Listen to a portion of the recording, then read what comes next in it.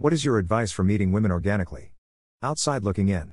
Since I'm much older, it seems really hard to meet men or women organically due to social media and dating apps. People look down constantly at a pane of glass in the palm of their hand, using their phone as a tool to pass someone on the street without engaging. Smiling at someone passing by or saying hello is a dying art. All I can say is good luck. I do not know how you navigate dating in this world today. If you went to the library and saw a pretty girl and approached her to introduce yourself, you'd be labeled a creeper. Coffee shop, same thing. It'd stick to co-ed sports. Or board game clubs based on what you're into. Something that forces people to interact. Good luck. Just meet them. Think they are out of your league. Ignore their obvious advances. That will drive them crazy and want you more. Last time I did that, the girl waited 4 years for me to respond. Daily memes. Invited me over. Hinted so much, and when we finally did the dirty, she thought I was using her just for sex. Yes, I was still oblivious.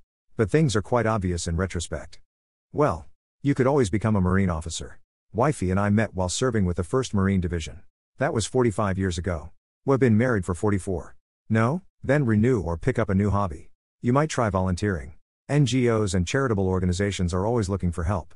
How about a club? Maybe a recreational sports league? If your employer has an employees club, get involved with that. What you want to do is become friends in a non-threatening environment. Ladies can spot a guy on the prowl a mile away.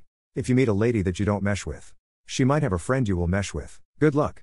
Why does the composer go absolutely ham with his little stick when nobody playing an instrument even looks at him? They are most definitely looking at the conductor.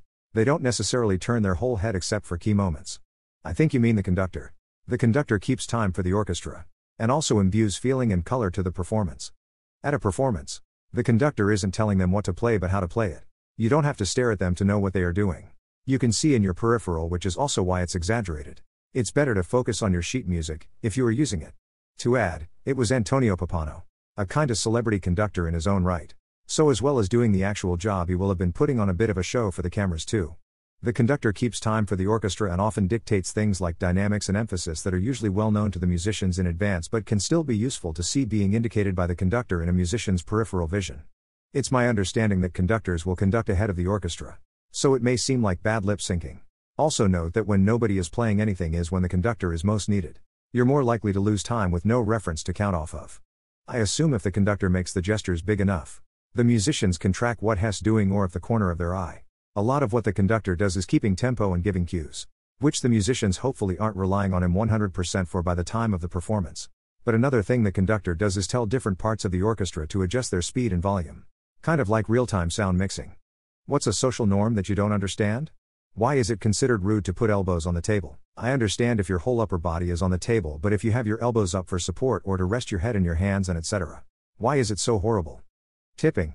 The restaurants and businesses should pay their staff more so we don't have to.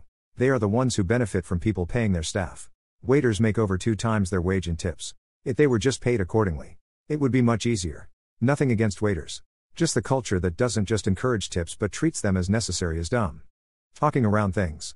Or hinting at things instead of saying straight out what you want or expect. Related. Social games, these weird dances that you are expected to know the steps to instead of just doing and saying right out what is expected of people. Guest and just for show items of everyday objects like freaking towels, couches, and even whole damn rooms.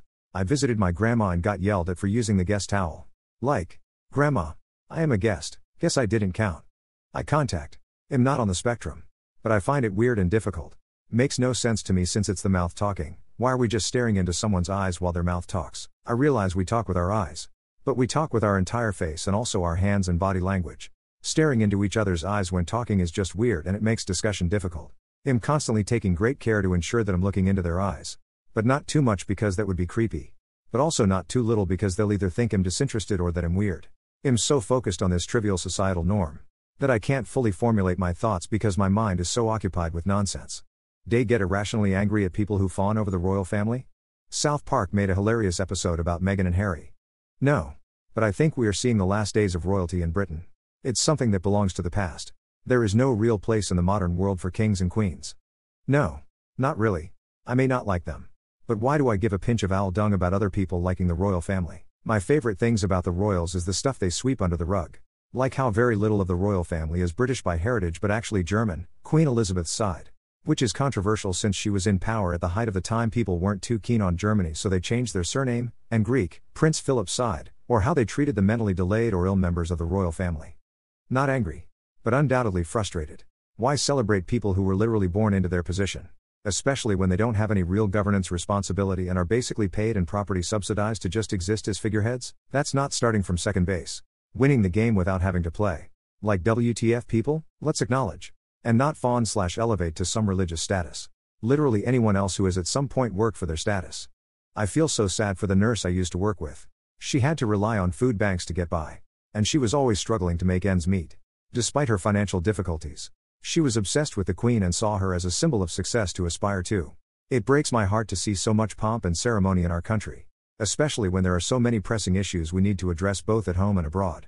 It just doesn't feel right to be celebrating in such a grand way when there are people out there who are struggling to put food on the table and make ends meet.